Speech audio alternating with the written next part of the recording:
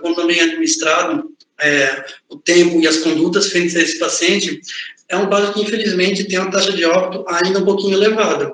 A taxa de óbito depende muito também da causa que causou o edema pulmonar. Mas, frente a isso, essa palestra é para a gente botar alguns tópicos sobre como a gente vai abordar esse paciente, tá? Então, a nossa palestra vai se dividir em vários momentos. Eu montei um roteiro, porque a gente vai conversar. Primeiramente, vamos rever alguns conceitos. Já vou adiantar um aqui para vocês.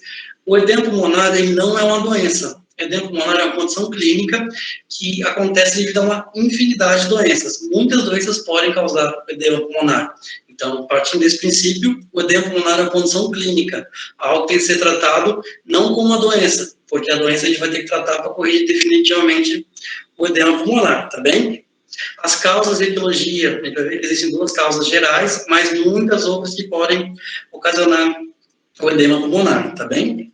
A fisiopatologia não é uma fisiopatologia assim tão difícil de entender, apesar que é bem importante para a gente entenda e guia nosso tratamento frente a isso. Os aspectos clínicos, que sinais clínicos o paciente vai chegar para atendimento? Será que todos vão chegar em caráter de emergência ou alguns são caráter de urgência? Tudo isso a gente vai ver daqui para frente. O paciente em angústia respiratória. Por que o manejo do paciente em angústia respiratória vem antes do diagnóstico? Porque funciona da seguinte maneira, na emergência, muitas vezes a gente não tem um diagnóstico fechado do paciente.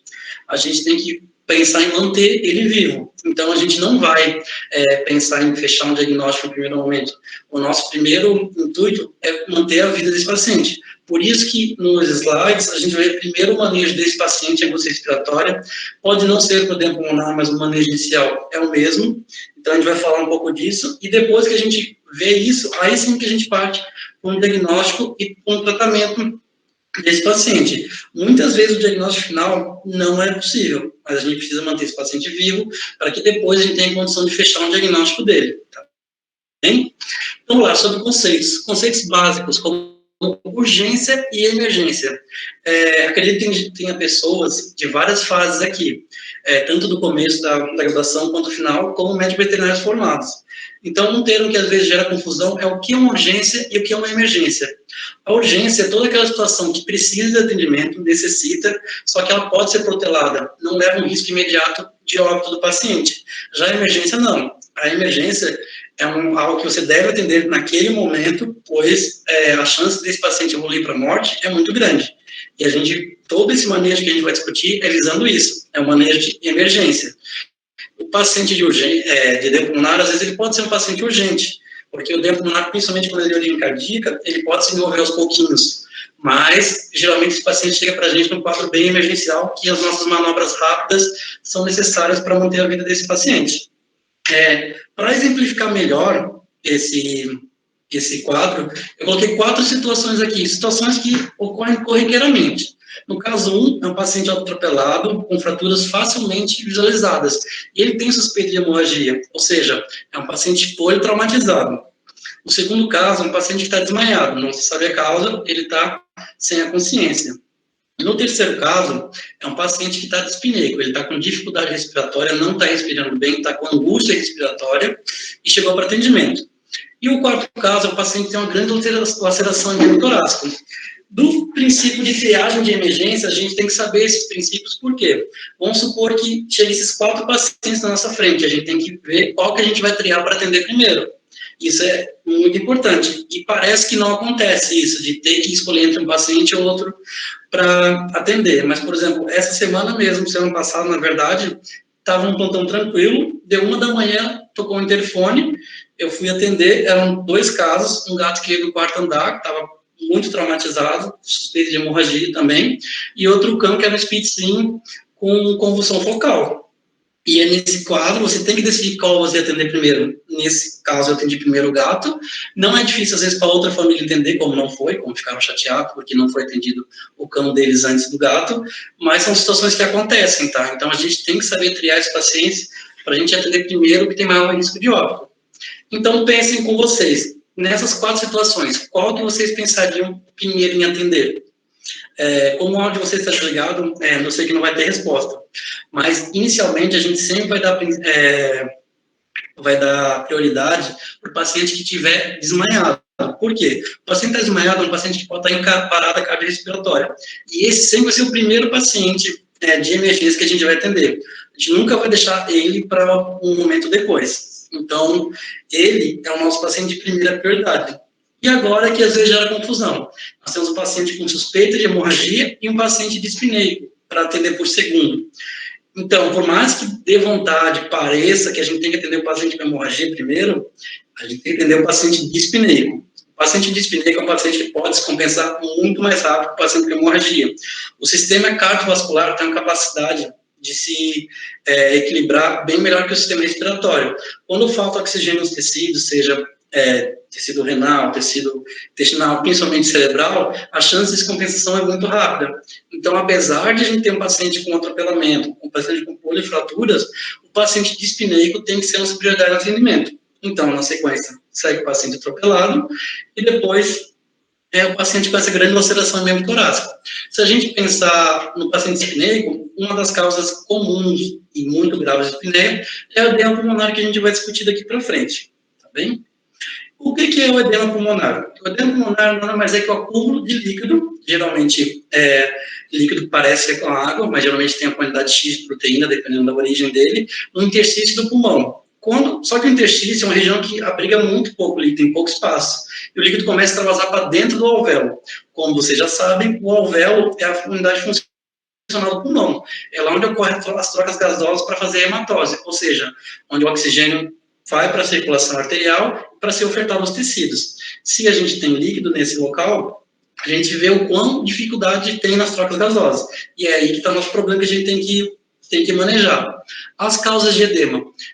Basicamente, o edema se divide em duas formas principais. O edema pulmonar de origem cardíaca, que vai ser chamado de edema pulmonar cardiogênico, também conhecido como edema de alta pressão, e o edema pulmonar não cardiogênico, que é o edema pulmonar que a gente chama de baixa pressão.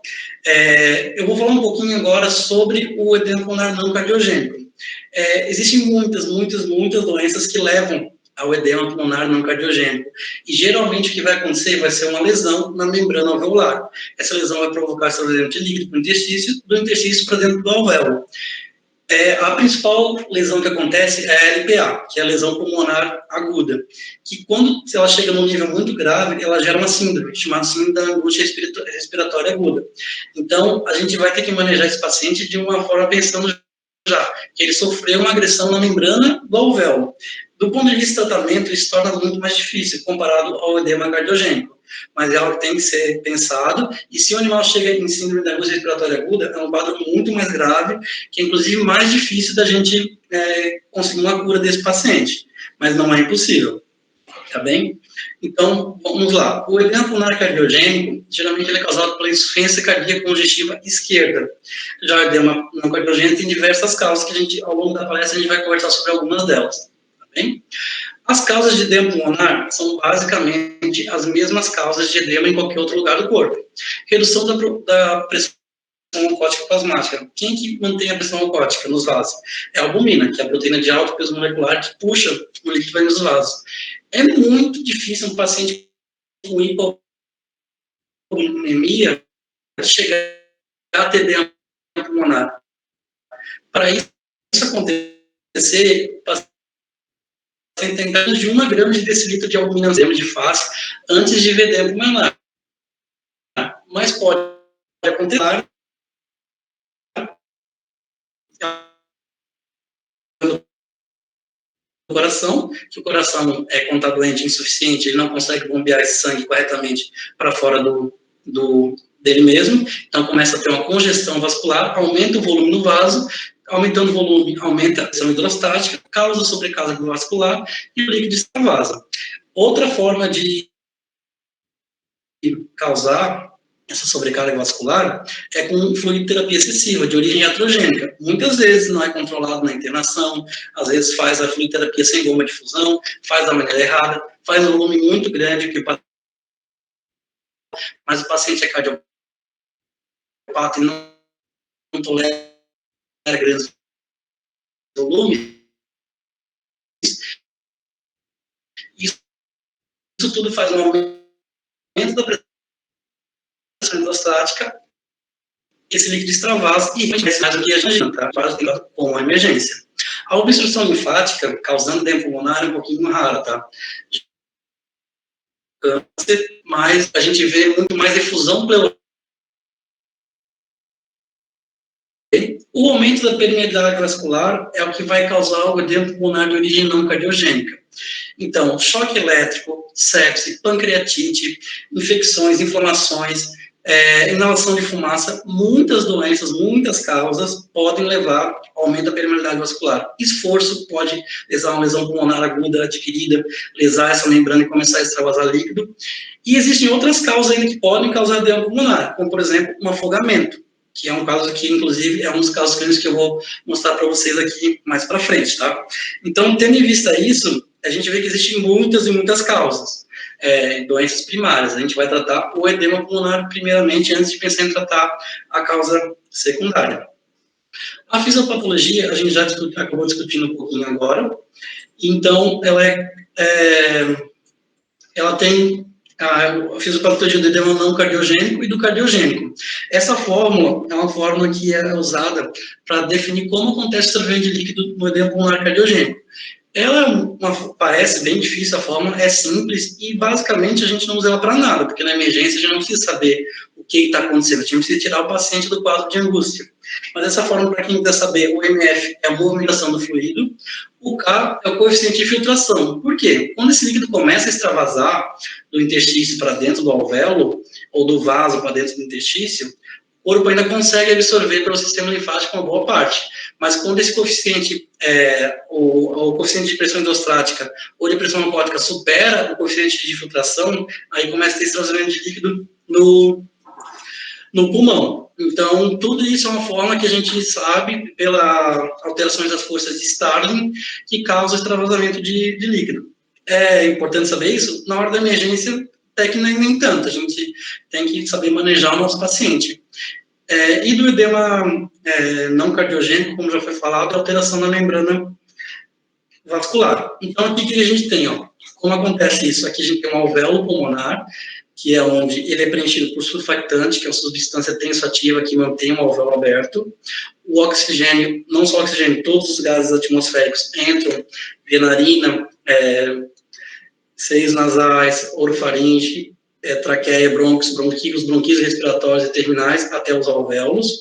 Então, passa uma arteríola no alvéolo, que passa com sangue venoso, que não está oxigenado, que deixa o gás carbônico aqui e recebe o gás oxigênio, que é uma hematose que a gente chama, que vai ser depois ofertada aos tecidos.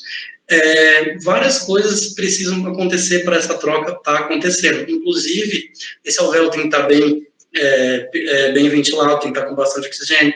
A perfusão tem que ser ideal para acontecer. A carga de curiosidade, se a gente pensar, parece muito pequena, né? No pulmão de um cachorro, no pulmão de um humano, todo esse área de troca gasosa. Se a gente usasse o pulmão de um humano adulto e a gente esticasse todas as membranas alveolares dele e fosse fazer uma expansão da área de troca gasosa que ele tem, isso daria o mesmo tamanho de uma quadra de tênis. Então, apesar de ser tudo muito pequenininho, é uma grande área de troca que consegue fazer essa oxigenação. E no edema pulmonar, como a gente já conversou, o que acontece? O capilar normal vem, entrega o CO2, recebe o oxigênio e volta para a circulação. No edema pulmonar, a gente tem líquido dentro desse alvéolo, ou seja, essa troca gasosa fica muito, muito prejudicada. Então, a oferta de oxigênio aos tecidos vai, com certeza, ficar muito prejudicada. E aí que vem o nosso paciente com angústia respiratória, com mucosas roxas, porque não estão oxigenadas, e tudo isso vai causando o quadro clínico do nosso paciente. Aqui um vídeo para explicar para vocês, um vídeo bem simples, é um pulmão artificial, feito com balão e garrafa PET. Como é que funciona? Nós temos, os animais e a gente, tem uma pressão negativa dentro do tórax. Toda vez que a gente abre a nossa glote, eles abrem a glote, a pressão negativa traz o ar atmosférico, que é como ela está mimetizando isso, puxando a luva embaixo. Então, a gente tem uma expansão do pulmão, que vocês conseguem ver ali dentro da garrafa. Vocês conseguem ver a complacência, a capacidade de expansão dos pulmões, que ali estão sendo representados pelo balão. E agora, ó, ele vai botar uma quantidade pouquinha, não chega nem a 3 ml de água dentro desse pulmão. Preste atenção no que acontece com a complacência, com pouquinha água dentro desse pulmão artificial.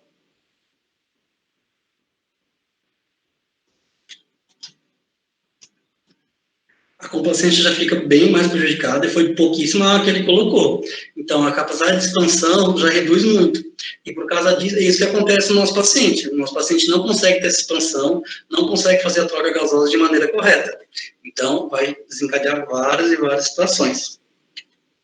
Aqui uma tabelinha só com algumas alterações, diferenças entre o edema pulmonar cardiogênico e o não cardiogênico. Uma das coisas que é legal observar nessa tabela é o gradiente de proteína entre o fluido e entre a proteína sérica. Porque no edema não cardiogênico, a gente tem dano na membrana alveolar, geralmente passa a proteína, porque é um dano maior. Então, nesse caso, a proteína geralmente é maior ou igual a 72. Então, é um fluido que tem grande quantidade de proteína, diferente do edema pulmonar cardiogênico, que é de 0,46. Até pouco tempo atrás, se acreditava que o edema pulmonar cardiogênico ele era só causado pelo aumento da pressão endostática, e não por outras causas. Hoje em dia, já se sabe que mesmo o edema pulmonar cardiogênico tem uma liberação de citocinas inflamatórias e também existe um dano à membrana alveolar. Claro que não é um dano que nem se compara ao dano que ocorre no edema não cardiogênico, mas ainda assim é algo que tem que ser levado em consideração quando se pensar no tratamento, tá bem? Então, aqui, imagens de necrópsia, tá? São pacientes que morreram com edema pulmonar severo. Aqui a gente consegue ver já até mesmo a traqueia do paciente, a quantidade de líquido com espumina. Então, esse líquido foi tão grande que ele já começou a subir pelas vias aéreas superiores. Então, é um quadro extremamente grave, que prejudicou muito o paciente. Do lado esquerdo, a gente vê um corte de um pulmãozinho, também preenchido com bastante líquido, que foi provavelmente a causa da morte desse paciente foi insuficiência respiratória devido ao edema pulmonar. Tá, os aspectos clínicos, os sinais clínicos que esses pacientes vão apresentar, vão ser muito, muito variados, tá? A literatura traz o que pra gente? No edema pulmonar não cardiogênico, é um início súbito de dispneia respiratória restritiva. Então, é um paciente que faz muita força para expirar o ar. E ele tem um padrão restritivo, ou seja, o tórax dele, ao invés de fazer uma expansão boa, faz uma expansão bem curta. Ou seja, um padrão restritivo, ele não consegue movimentar muito. Na prática, a gente vê vários tipos de dispneia, não só respiratória nesse quadro. É muito comum a gente ver dispneia tipo mista no paciente que está em angústia respiratória. Já no edema pulmonar cardiogênico, a literatura traz para a gente que é mais comum ter taquipneia, a dispneia, de várias formas, e a postura ortopneica. O que é postura ortopneica, que é chamada de ortopneia? É quando o paciente adota uma postura para melhorar a sua ventilação e sua perfusão. É uma postura que o paciente faz para conseguir respirar de alguma forma. Como é que funciona isso nos cães? Geralmente eles ficam em posição external ou sentados, com o pescoço levantado, boca aberta, e com os membros torácicos abduzidos. Então, eles deslocam o cotovelo do tórax para permitir uma expansão melhor do tórax e eles respirarem melhor. É comum a gente pegar paciente que não está em angústia respiratória, mas mesmo assim já adota uma postura ortopneica, quando o edema está começando e tudo mais. No paciente...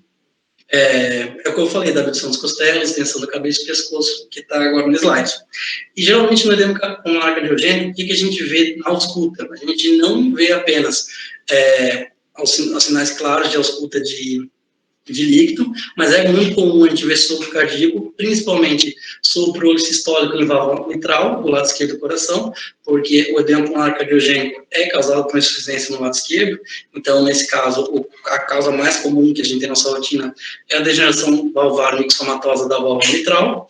Ritmo de galope, às vezes, a gente observa, depende muito do caso, e arritmias. Lembrando que arritmias não são diagnosticadas por ausculta. A gente tem que botar um eletrocardiograma nesse paciente e avaliar. Com ausculta, a gente só pode dizer que o animal tem ritmo irregular. Muita gente coloca o esteto no coração do paciente e fala, esse paciente está com arritmia. Arritmias são diagnosticadas por via eletrocardiograma. A gente não pode simplesmente dizer, porque a gente auscultou um paciente com ritmo irregular, que ele está com arritmia. Até porque a arritmia sinusal, que é extremamente comum nos cães e gatos, é fisiológica, não tem importância clínica nenhuma para a gente, tá bem? E agora a gente entra na parte mais polêmica dos sinais clínicos. Essa frase vocês têm que lembrar bastante para a vida de vocês. Estertores pulmonares presentes ou ausentes não quer dizer nada. uma vez que as normalidades auscultatórias têm baixa sensibilidade e especificidade. Isso não é um problema só da veterinária, tá? Isso é um problema da medicina humana. Até hoje, eles tentam padronizar os critérios de ausculta pulmonar. Se vocês pensarem da semiologia de vocês, quem não teve ainda, vai aprender, existem várias e várias formas de dizer sobre a ausculta. Inclusive, existem formas bem específicas, crepitação fina, crepitação grossa, estetor úmido. Tudo que for ruído adventista, ruído que vem do pulmão, tem que ser classificado. Eu, hoje em dia, utilizo uma classificação que foi feita por uma doutoranda da UFPR, que ela atuou só com pneu. O doutorado dela inteiro foi tentar padronizar, fazer um padrão de ausculta para a veterinária. E é extremamente simples. São apenas 4 sons que existem e a gente vai trabalhar em cima deles. Estridor e estertor, que são sons audíveis sem o estetoscópio, sendo que o estertor vai ser um som de viés superior, muito visto em pacientes com palato alongado, paralisia de laringe, enquanto que o estridor é um som fino ouvido sem o esteto, que indica passagem por um ambiente muito fininho. Sibilo no pulmão e a crepitação. A crepitação é só crepitação. Por mais que as pessoas tentem classificar como crepitação fina, crepitação grossa, estertor, hoje em dia eu uso só crepitação. Tem um ar do pulmão que é crepitante. Até porque nos estudos de hoje em dia, se sabe que 30% dos edemas pulmonares que a gente coloca, o esteto fala, edema, realmente são edemas pulmonares. Tem muitas outras causas que podem levar a isso. Então, a gente tem que parar de bater o martelo só com a ausculta. A ausculta é uma ferramenta importante? Ela é muito importante. Ela traz muita informação para a gente? Traz. Ela tem que ser usada? Tem. Mas a gente tem que saber usar ela de maneira que a gente sabe que ela é limitada. A gente tem que ter exames acessórios, tem que ter um diagnóstico um pouquinho mais preciso. Tá bem? E agora a gente vai entrar realmente na abordagem geral da dispneia, tá? O que é muito importante agora. Eu vou falar da abordagem geral de um paciente dispneico, não vou falar do paciente em si com edema pulmonar. Porque quando o paciente chega para a gente não sabe se ele está com edema pulmonar ou não, ainda. A gente tem que avaliar ele, tirar ele dessa crise, para depois a gente pensar em algum manejo consequente para ele. Então, vamos lá. A dispneia. A dispneia nada mais é que um desconforto respiratório. Tem muitas causas, mas é um animal que não consegue fazer a respiração de maneira correta. Mesmo em repouso, é um paciente que está muito ofegante, um paciente que às vezes faz força para respirar e, principalmente, ele recruta musculatura acessória. Os músculos do pescoço, músculos abdominais, a gente vê uma força muito grande de contração dele, para ele ajudar nessa respiração.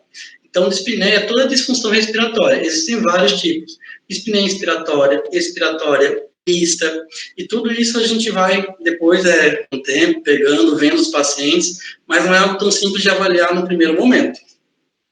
2 termos importantes, hipoxemia e hipóxia. O termo hipoxemia se refere a baixa concentração de oxigênio nas artérias. E o termo hipóxia é a falta de oxigênio chegando aos tecidos. Isso é diferente, tá?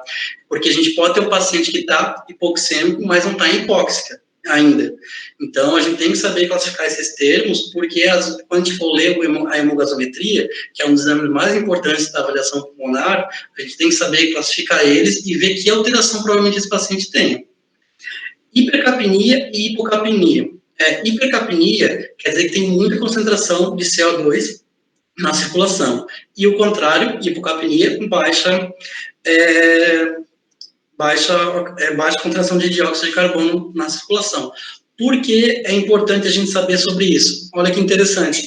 Quando o paciente está com disfunção respiratória e ele começa a fazer uma taquipneia, uma respiração acelerada, ou até mesmo uma dispneia, ele sente primeiro as alterações de CO2 na circulação. Quando o paciente está com hipocapneia, que é abaixo CO2, porque ele está hiperventilando, está respirando muito rápido. E o cérebro nota essa alteração mais fácil do que o oxigênio. Para um paciente com hipóxia ou hipoxemia desencadear uma resposta respiratória, precisa estar abaixo de 50 milímetros de mercúrio na circulação arterial. E na hipercapneia, qualquer alteração, o animal já responde. Ou seja, por isso que quando a gente coloca o animal no monitor para avaliar CO2, é um padrão muito importante da respiração, porque a resposta do paciente vai ser primeiro em relação ao CO2, não ao oxigênio. E se o paciente começou a responder à respiração por causa de falta de oxigênio, a situação está bem mais crítica, tá? O paciente que está bem mais avançado. O padrão respiratório, como eu já comentei um pouquinho, vai ter várias formas. Uma coisa também é chamada de respiração paradoxal, que é quando o abdômen aperta muito para respirar. Aí a gente vê um movimento muito intenso do tórax e um movimento muito intenso do abdômen, tá? Isso também é sugestivo de afecções de espaço pleural, não de edema pulmonar, mas é um padrão que vocês podem ficar atentos que, com certeza, todo mundo aqui já pegou, ainda vai pegar paciente dessa forma. E como eu já falei sobre o recrutamento da musculatura acessória, principalmente o músculo escaleno e o músculo externo cleidomastoideu, que são do pescoço, e os músculos abdominais e a musculatura intercostal, que ajudam nesse momento para o animal conseguir respirar da maneira correta. Outra coisa que a gente vê também é a respiração da asa do nariz. Aquele paciente que vai respirar, as duas asas ali do nariz levantam bastante. É uma forma dele tentar inspirar mais volume de ar e assim melhorar a sua oxigenação. E a cianose de mucosa é um quadro muito comum da gente ver, a gente é facilmente detectável quando as mucosas ficam roxas. O que a gente tem que saber sobre a cianose? Um paciente pode estar com as mucosas rosas e mesmo assim está saturando mal.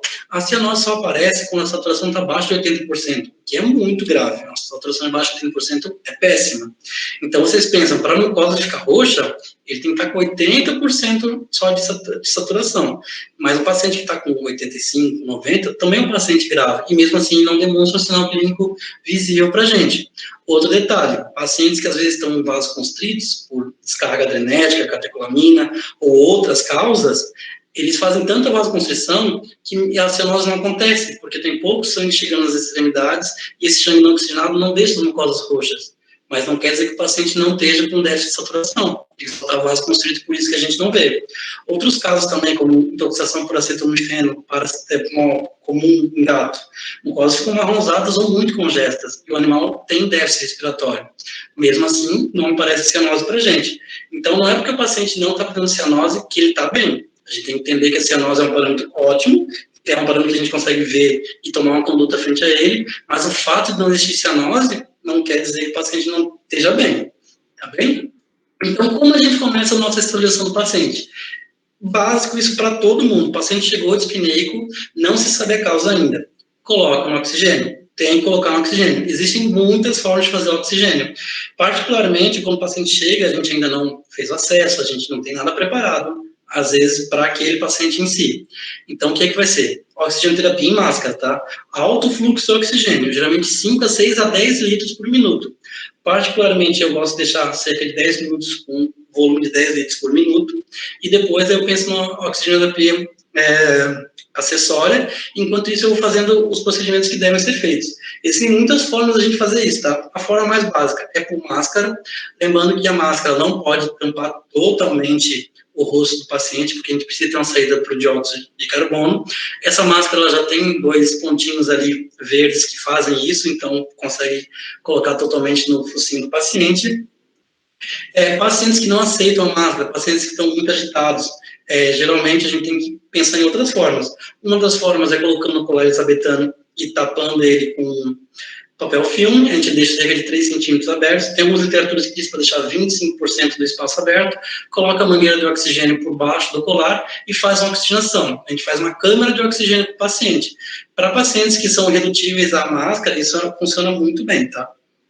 Outras formas, aqui, ó, o paciente com uma caixa formada para a cabeça mesmo de oxigênio, como se fosse um colar de elisabetano, só que já fechado para isso, já preparado para isso, que também é muito bom.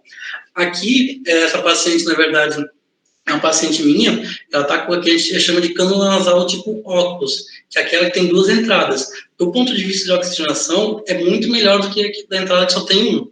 Tem pacientes grandes que aceitam esse tipo de catéter nasal, é ótimo de ser usado também. outra forma da gente fazer oxigenoterapia. Caixas de oxigênio, poucos lugares tem, tá? Realmente uma caixa de oxigênio. Aqui do lado esquerdo a gente vê uma caixa bem específica para isso, do lado direito uma caixa também que funciona muito bem. Qual que é o problema quando a gente coloca um paciente na caixa de oxigênio? A gente cria um ambiente com uma saturação muito boa, só que é um ambiente que a gente não consegue manipular o nosso paciente, muitas vezes, para fazer algum procedimento ou algo.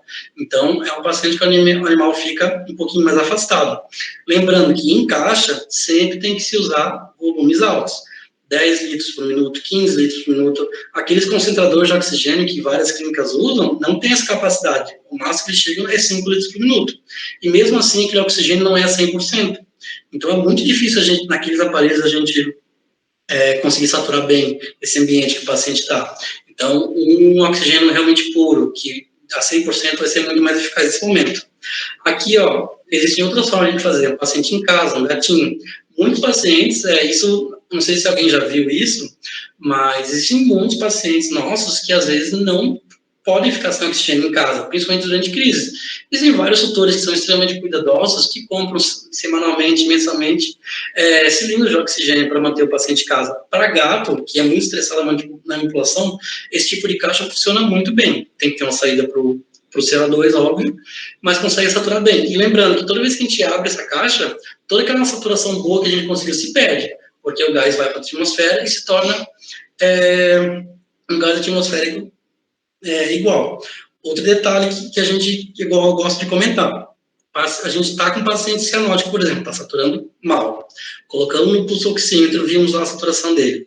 Depois a gente suplementou com oxigênio. E o animal subiu para 96. Ficou ótimo.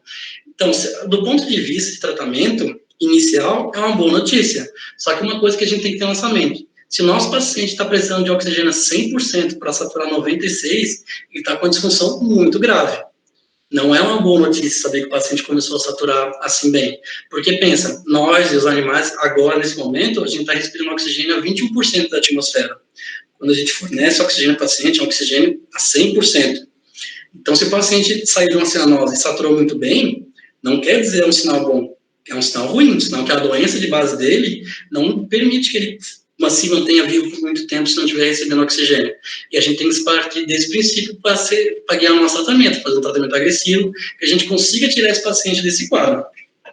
Aqui mais 2 exemplos. Tem lugares que são lugares mais simples, que não tem condições de ter uma caixa de oxigênio, nem por isso não quer dizer que a gente não possa fazer algo de boa qualidade. Aqui do lado esquerdo a gente vem dentro de um tubinho de oxigênio entrando, fecharam tudo com papel e mesmo assim consegue fazer um ambiente com boa saturação.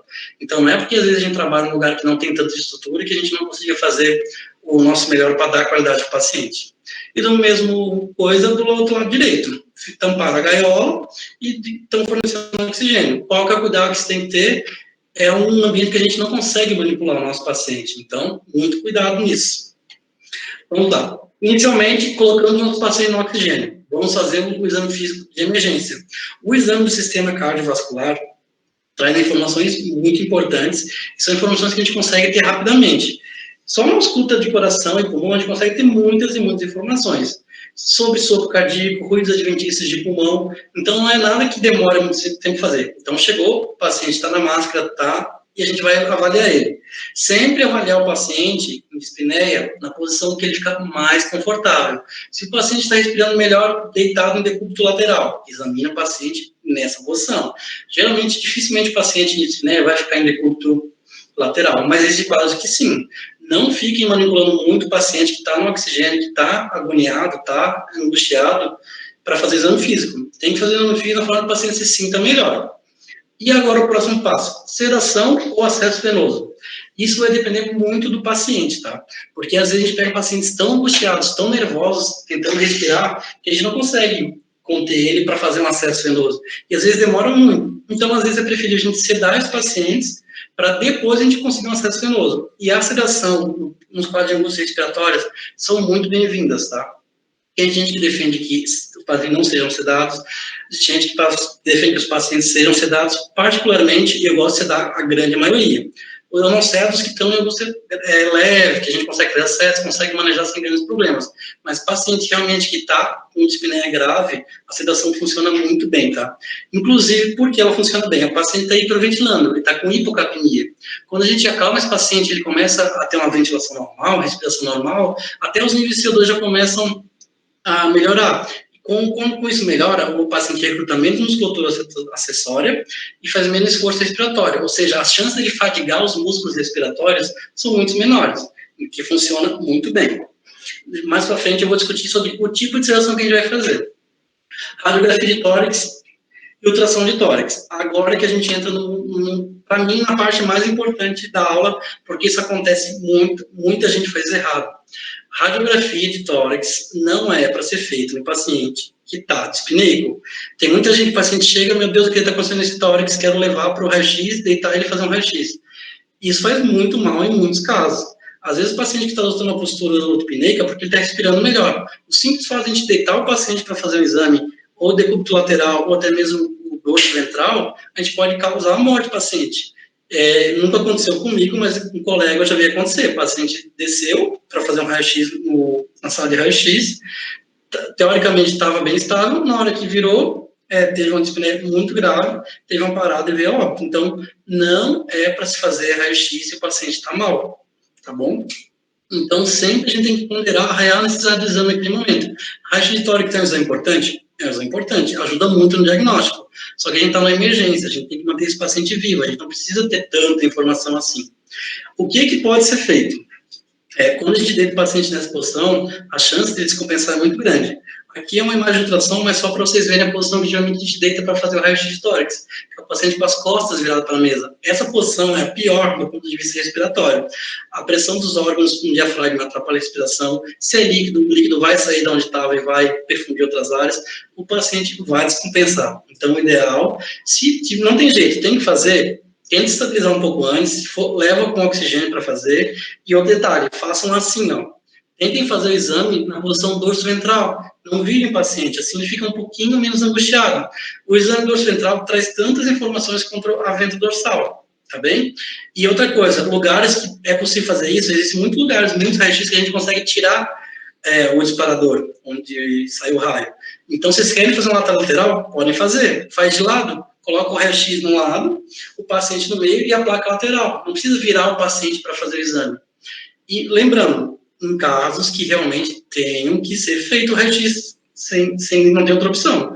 Particularmente de edema pulmonar e efusão, os pacientes que eu atendo vão fazer raio-x depois de 24, 36, 48 horas de internação, porque a gente precisa deixar o paciente bem estável antes da gente proceder com o exame diagnóstico, tá bem? Outro ponto importante, ultrassom de tórax. Do ponto de vista de emergência, isso é muito, muito, muito bom. Hoje em dia, a gente preconiza muito em fazer ultrassom rápido, ultrassom que traz informação para a gente. Por que o ultrassom de tórax na emergência é muito bom? Porque a gente não precisa mexer na posição do paciente, ele é feito bem rápido, e do ponto de vista diagnóstico, ele traz as informações que a gente precisa naquela hora. Por exemplo, num dos locais que eu trabalho, a gente tem ultrassom para fazer na emergência. Eu faço o T-FAST e o A-FAST. O VET-BLUE, eu vou explicar um pouquinho mais para frente para vocês sobre ele, eu ainda não faço. Como é que funciona o T-FAST? São 3 janelas.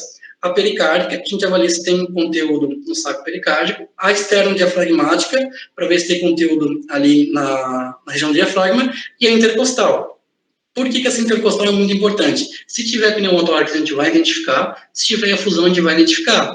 E ele também guia a nossa drenagem, para a gente drenar em partes mais tranquilas. Então, do ponto de vista de emergência, o ultrassom se torna uma ferramenta muito melhor que o raio-x, tá?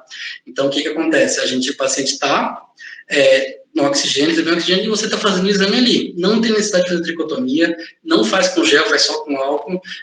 O T-FAST é um ultrassom de emergência mesmo. Então, e isso, do ponto de vista diagnóstico, guia o nosso próximo passo. Tá bem? E o nosso próximo passo, geralmente, é uma tórax-centese. Por quê? Quando a gente coloca o ultrassom líquido ou ar, a gente tem que drenar esse tórax do paciente o quanto antes. Geralmente, o paciente que sofre essa drenagem do tórax tem uma melhora considerável no piscar de olhos. Tirou o líquido, tirou o que estava, por exemplo, a complacência, a gente consegue. Mas isso funciona para quê? Para efusão e para pneumotórax. Efusão do mais diversos tipos, hemorrágica, líquida mesmo, quilosa. Do ponto de vista de edema pulmonar, isso não funciona.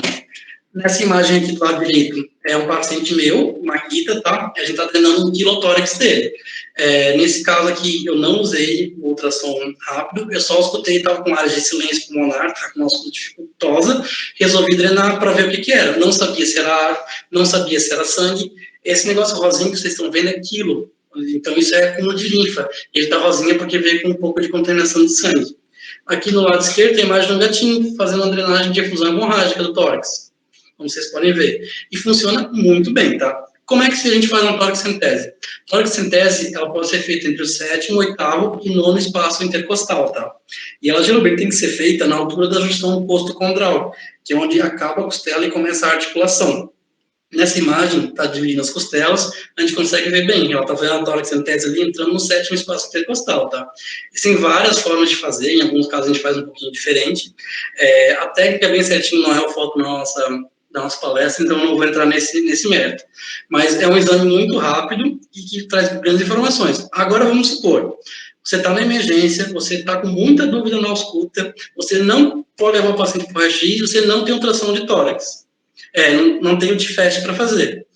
Faz uma tricotomia na lateral do paciente, conta as costelas, faz uma antisepsia bem boa e funciona. Se não vir nada, vai ser um exame que vai dar informação para ti, quer dizer que não tem líquido nem ar no espaço pleural, ou seja, de ponto de vista diagnóstico já funcionou, e se vir, você consegue ajudar no diagnóstico e no tratamento, porque o tratamento quando tem líquido ar é realmente tirar esse conteúdo. Então, se você está com muita dúvida, o máximo que você vai fazer, se você fizer mal feito, é levar uma contaminação para dentro do tórax. Mas se você fizer a antisepsia tudo certinho, é algo que pode auxiliar muito. Então, em locais que não tem, às vezes funcionar para realmente ver se tem algo ou não, traz uma informação boa.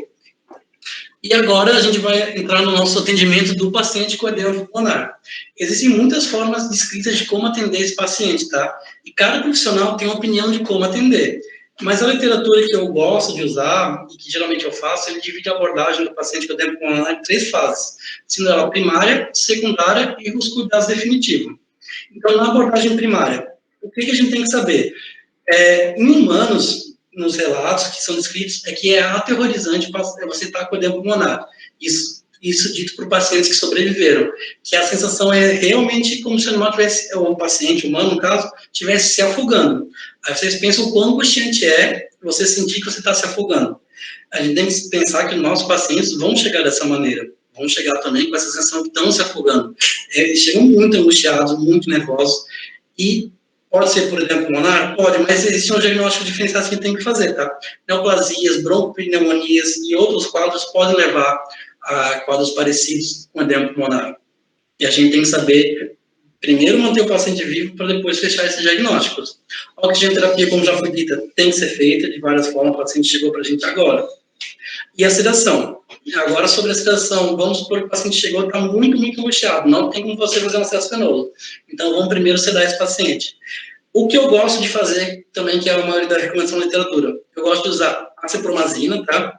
A cepromazina é um fenotiazínico. O bom dele é que geralmente ele causa uma vasodilatação também. E geralmente o paciente que chega em edema pulmonar é um paciente que está com a pressão alta, principalmente se for cardiogênico. Pode existir um paciente que é um choque cardiogênico que está hipotenso? Pode, a gente vai falar disso, vamos falar um pouquinho mais para frente. Mas o Cepran funciona muito bem, tá? Tomar cuidado em pacientes que têm histórico de epilepsia, porque ele pode diminuir o limiar convulsivo. Tomar cuidado com pacientes que são braquicefálicos, que às vezes podem ser um pouquinho mais sensíveis. A dose que eu utilizo geralmente é 0,02 ou 0,03. Utilizo mais 0,03 na minha rotina, tá? Junto com a Cepran. Sempre a gente associa um opioide, para ele fazer o que a gente chama de neurolépica analgesia. Nunca fazer como agente único. Pode fazer como agente único? Pode. Mas é sempre bom a gente associar um opioide que a gente potencializa a ação do sedativo. Dos que eu gosto de usar, butorfanol, é um dos que eu mais gosto de usar. Ele é um opioide agonista e antagonista. Ele agoniza receptores kappa e antagoniza receptores Mi. Então, isso é bem importante a gente saber, para quando a gente usar o butorfanol, a gente nunca pode botar outro opioide. Morfina, fentanil, metadona, tramadol, porque o butorfanol vai antagonizar os efeitos dele. O butorfanol tem um poder sedativo muito bom. A dose que eu utilizo, a dose vai de 0,2 a 0,4. Eu geralmente uso a dose 0,3, nesses casos. Ou, se não usar o butorfanol, a gente pode usar a morfina, tá? O que a literatura diz da morfina? Não usar doses maiores que 0,1. A morfina tem muitas doses. Quando é para esse tipo de sedação do paciente em angústia, eu sempre uso 0,1 e essa dose é capaz de reduzir um pouco a hipertensão pulmonar. Se é um paciente cardiopata, que às vezes já tem hipertensão pulmonar, se torna bem interessante a gente fazer a morfina, tá? Mas eu ainda prefiro nessa sedação butorfanol. Ou casos que eu sei que o paciente já faz tratamento com sildenafil, que é um paciente cardiopata com hipertensão pulmonar, aí eu uso a morfina. Mas se não, eu tenho preconizado mais o uso do butorfanol na minha rotina. Vamos lá, edema pulmonar não cardiogênico. Primeira coisa que a gente tem que fazer, desobstruir as vias aéreas. Geralmente, o paciente chega com edema tão grave que tem líquido já na traqueia, saindo pela narina. Nesses casos, tem indicação da gente succionar esse conteúdo. Às vezes, tem que induzir o paciente, intubar, colocar uma sonda dentro da traqueia, a gente liga no aspiradorzinho e faz a sucção disso, tá? Às vezes, tem outros tipos de obstrução que estão incomodando. Tem muito, às vezes, pode ter muco. Tudo isso a gente tem que limpar para a gente permitir que o oxigênio volte a entrar nesse pulmão. O oxigênio, já foi dito, é a base realmente inicial do tratamento. Furosemida, tem um slide só sobre a furosemida, porque a furosemida vai ser o fármaco que vai ditar o tratamento. E monitoração, tá? É importante monitorar o paciente. Paciente com hipertensão tem que ser vasodilatado, tem que reduzir essa pressão. Paciente com hipotensão tem que ser corrigida, principalmente porque se o paciente está com hipotensão, às vezes abaixo de 60 milímetros de mercúrio, de sistólica, a furosemida não vai agir quase nada, porque a gente não consegue gerar pressão suficiente para gerar uma taxa de filtração glomerular. Então, nosso tratamento não vai adiantar de nada se eu não me hipotenso. Eletrocardiograma, muito importante, tá? É um paciente que está em hipóxia. Hipóxia, geralmente, do miocárdio, leva a uma série de arritmias. Contração ventricular prematura, taquicardia ventricular, então a monitoração se torna importante. E do ponto de vista do que seria ideal, seria a gente realizar a hemogasometria arterial, tá? Que esse aparelhinho está aqui. E a hemogasometria arterial é um exame que mede os gases sanguíneos. Num paciente que está em angústia respiratória, a gente pode ter muita informação. Se é uma angústia obstrutiva, se é um paciente que precisa de oxigenoterapia, o quanto que precisa, se é um paciente que precisa entrar em ventilação mecânica. Não são todos os lugares que dispõem desse exame, mas os que têm se torna muito interessante a gente fazer. Já no edema pulmonar cardiogênico, a gente tem que pensar nesse quadrinho. Na emergência, se divide o paciente cardiopata de 4 formas. Ele está em repouso e ele está, congesto, ou ele está com uma perfusão. O paciente pode estar quente e seco, que é o paciente normal, o paciente rígido. Ou o paciente pode estar quente e congesto, que geralmente vai ser o paciente que a gente vai atender com edema pulmonar, que é o paciente que está com congestão, ou seja, está com líquido, mas ele está quente, ele está com uma pressão alta, ele está com boa perfusão. O paciente frio e congesto vai ser o pior quadro de a gente atender, porque é um paciente que está com congestão, ele está com líquido e ainda assim ele está com choque cardiogênico, ele está com déficit de perfusão. Aí a gente tem que tratar duas coisas, tem que tirar ele da crise da angústia respiratória e tratar o choque cardiogênico. É um buraco um pouquinho mais embaixo. E o paciente frio e seco é um paciente que está em choque cardiogênico, mas é um paciente que não extravasou líquido ainda. Então, é um paciente que também tem que ser tratado como emergência, mas é um quadro menos crítico.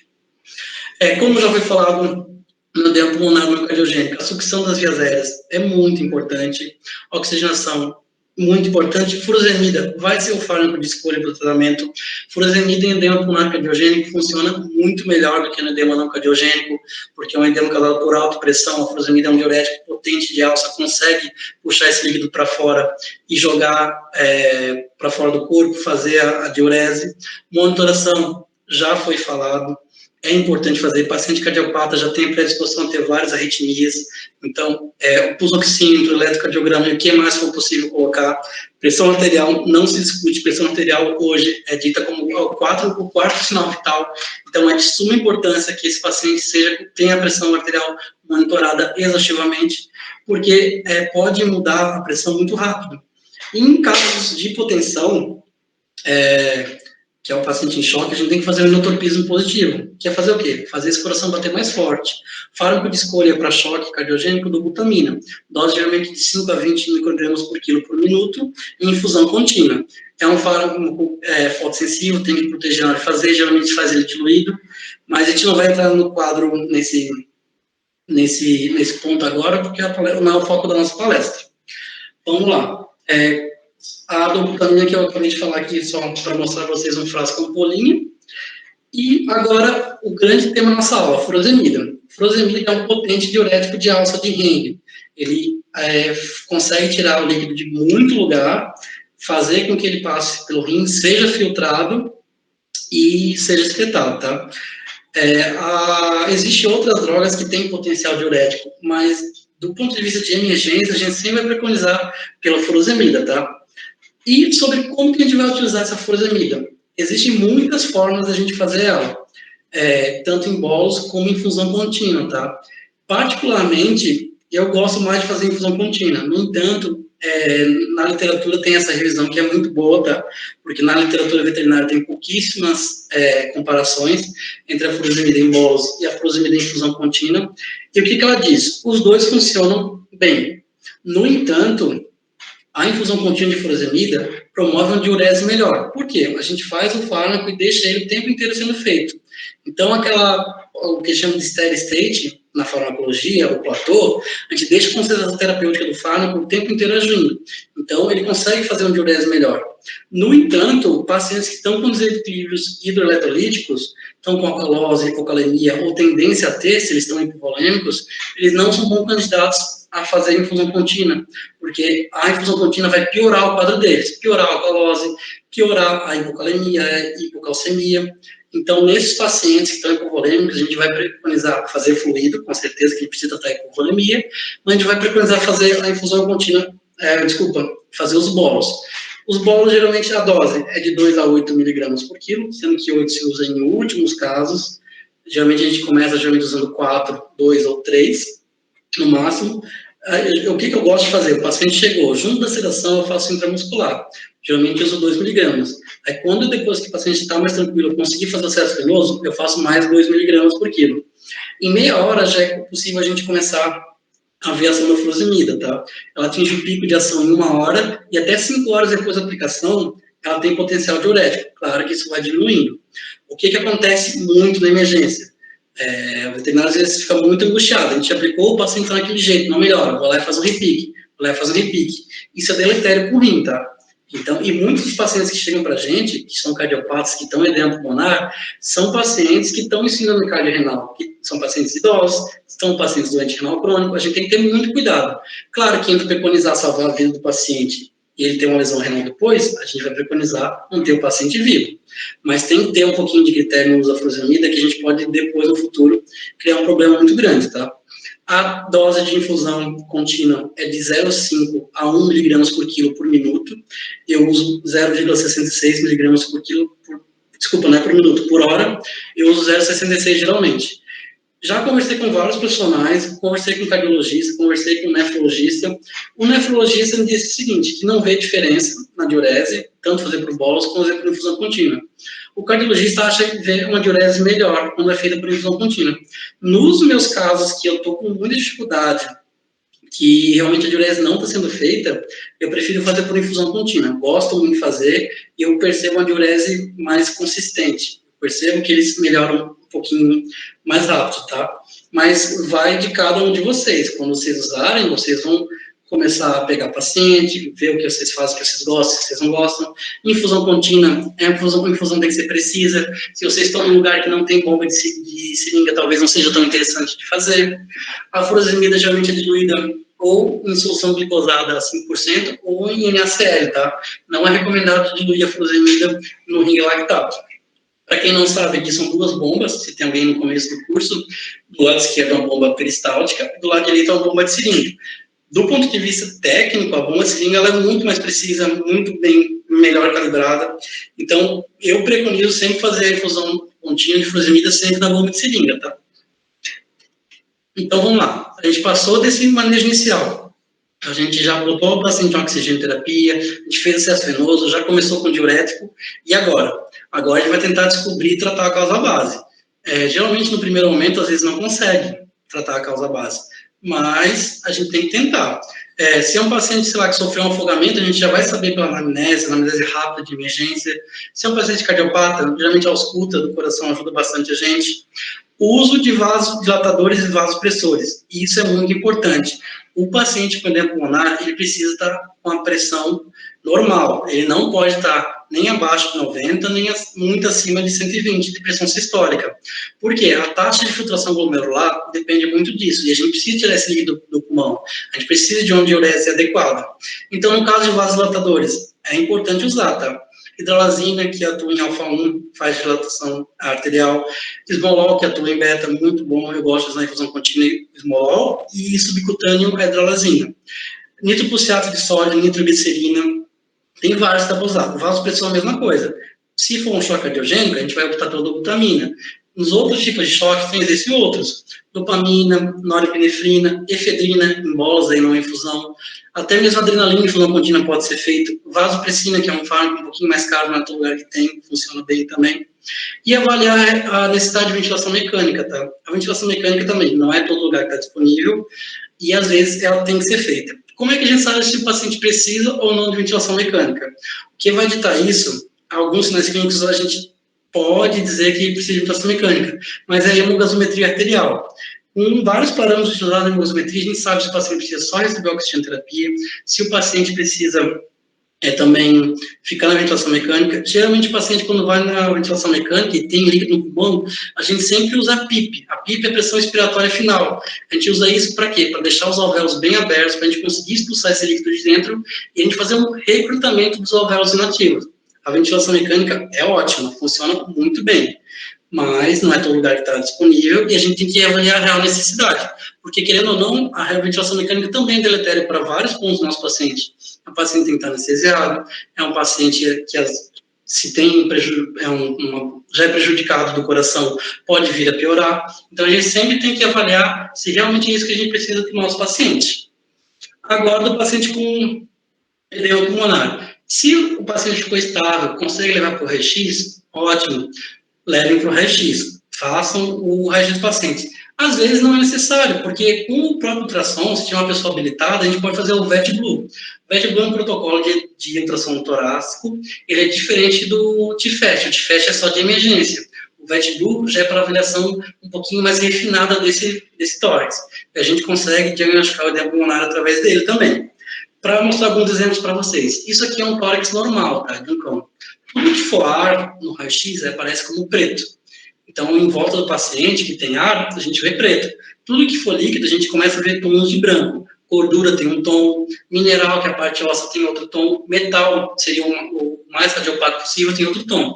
Percebam que aqui a gente consegue ver o caminho inteiro da traqueia, desde lá da porção cervical, passando pela entrada cérebro-torácica e chegando aqui. Esse é um exame normal, na posição lateral. Agora, na posição ventro-dorsal, também só para vocês terem ideia como é normal, quem nunca viu. E agora um paciente com edema pulmonar. Esse aqui a gente já consegue praticamente bater o martelo, a origem desse edema pulmonar, né? O coração está extremamente grande, átrio esquerdo muito aumentado, deslocando a porção da traqueia de forma dorsal e muito líquido. O pulmão, ele tem que ser praticamente quase todo preto, porque ele tem ar. E aqui a gente está vendo o quê? Várias áreas brancas. Geralmente o padrão que adota no edema pulmonar, inicialmente ele é intersticial, mas quando ele avança é um padrão alveolar. Me falaram que tem pergunta, deixa eu só ver se eu consigo ver de quem que é a pergunta. Qual que é a pergunta? Eu não consigo abrir aqui. No final, daí eu vejo qual a pergunta e consigo responder para vocês, tá bem? Aqui, um paciente com cardiomegalia muito acentuada, coração extremamente globoso e que realmente tem uma predisposição muito grande a fazer um edema pulmonar. Aqui, já um edema pulmonar de distribuição difusa. Geralmente, no edema pulmonar cardiogênico, a gente vê ele perto do hilo do pulmão. Já no não cardiogênico e nos gatos, é comum a gente ver muito mais distribuído, tá? Então, a localização desse edema nem sempre vai ser a mesma. E aqui só vou mostrar para vocês como funciona o VET-Blue, que faz esse ultrassom torácico. No lado esquerdo, ali no lugar B, é onde a gente mais vai usar. Ali que é o pulmão molhado, que tem edema alveolar ou intersticial. A gente vai ver o que a gente chama essas linhas B, porque o ultrassom ele reflete o som, reflete o líquido nesse caso. Também é chamado de cauda de cometa. essa alteração ali. Eu não faço esse ultrassom, mas tem profissionais comigo que fazem, que às vezes me auxiliam. Na emergência, eu só faço realmente o TFAST. A ponto de curiosidade, a gente sempre vai usar isso aqui como parâmetro. A gente vai tentar localizar com o nosso probe do ultrassom o olho do jacaré. O olho do jacaré nada mais é que a voltinha que os arcos costais fazem. Então, a gente avalia sempre entre esses arcos costais, porque a sombra da costela não deixa a gente avaliar o pulmão. Tá bem? O VET é uma ferramenta muito boa. O fato de a gente fazer ele, que a gente chama do point of care, que fazer a beira-leito, se torna uma ferramenta muito boa. Melhor fazer isso do que levar o paciente para um exame e o paciente se descompensar, que é o que a gente quer evitar. Tá bom? Os cuidados definitivos. No edema não cardiogênico, se a gente sofreu dano à membrana alveolar, o prognóstico é muito ruim, tá? A chance da gente conseguir recuperar o paciente é muito menor, e o tratamento sempre se relaciona com a causa base. Se um paciente teve pancreatite e a inflamação causou edema, ele vai tratar a pancreatite. Se o paciente estava em sepse, se o paciente tomou um choque elétrico, se o paciente estava no incêndio. Então, a gente sempre vai tentar determinar a causa base e fazer o tratamento. No cardiogênico, a gente vai tratar não só o edema pulmonar, mas os outros sinais de insuficiência cardíaca congestiva. Que o paciente geralmente vai ter uma doença de base, e essa doença de base vai estar levando ao quadro de ICC. O que é importante? E nessa hora a gente precisa de um médico veterinário cardiologista, tá? Eu vejo muito lugar que só pede o eco e não pede que o cardiologista realmente avalie e passe tratamento. Dá muita diferença. Não existe receita de bolo para a gente tratar coração. Então, sempre chamar um cardiologista, ter um cardiologista bom à disposição, porque isso vai ajudar muito no prognóstico desse paciente, tá? Agora, só comentar alguns casos para vocês.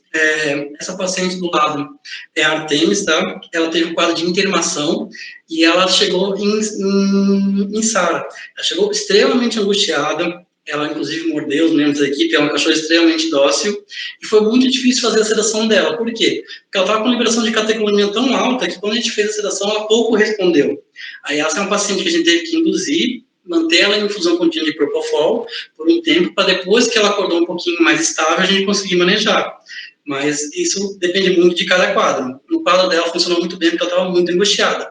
Aqui é depois ela está acordando da sedação, já com o oxigênio recebendo. E aqui do lado é um caso bem interessante, ocorreu semana passada. Essa mocinha, ela tem 15 anos, e ela se afogou dentro de uma caixa de gordura. Caixa de gordura é onde fica resíduos de uma casa. Essa cachorra chegou para o atendimento com um cheiro de esgoto puro, uma cianose muito marcante das mucosas. E ela tinha crepitação facilmente audível por todo o pulmão. Ela inalou uma quantidade muito grande de realmente esgoto, tá? Aí o que eu tentei fazer? Eu tentei fazer uma sucção das vias aéreas. Induzi ela, intubei e passei um tubinho.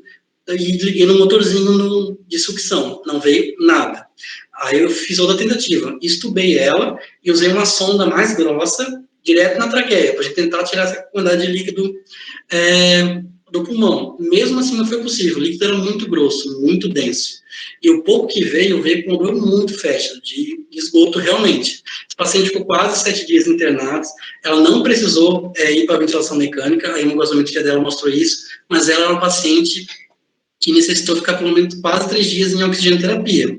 Isso, do ponto de vista fisiológico, não é bom, tá? Isso eu esqueci de falar quando a gente falou da oxigenoterapia, mas quando o paciente recebe oxigênio a 100%, ele não deve receber oxigênio a 100% por mais de 12 horas.